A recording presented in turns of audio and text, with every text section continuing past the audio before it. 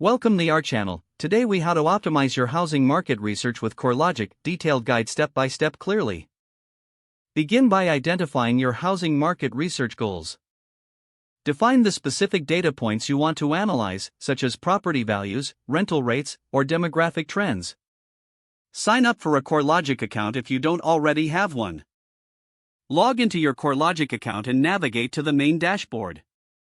Familiarize yourself with the CoreLogic interface and available resources. Use the search bar to enter the geographic area you want to study, such as a city or neighborhood.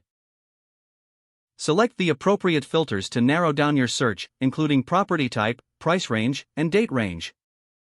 Review the available market reports and property data provided by CoreLogic. Download relevant reports that align with your research goals for in-depth analysis. Utilize the mapping tools to visualize trends across different regions.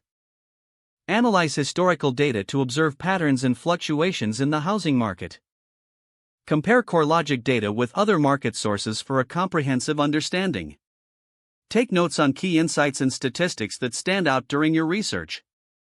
Organize your findings in a clear document for future reference. Share your insights with stakeholders or team members as necessary. Continue to monitor updates from CoreLogic to stay informed about market changes. If the page does not load, refresh the browser or try again in a private or incognito window. Make sure you are using the correct email address, then retype it carefully to avoid small typos. If your password is not accepted, use the reset option and create a new strong password you can remember. Check your spam folder for verification or security emails, then complete any requested confirmation steps.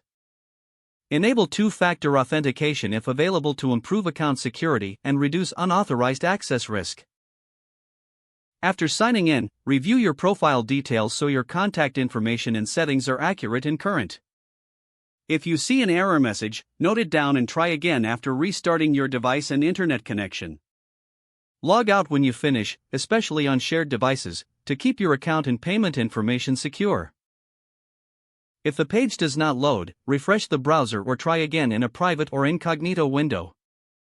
Make sure you are using the correct email address, then retype it carefully to avoid small typos.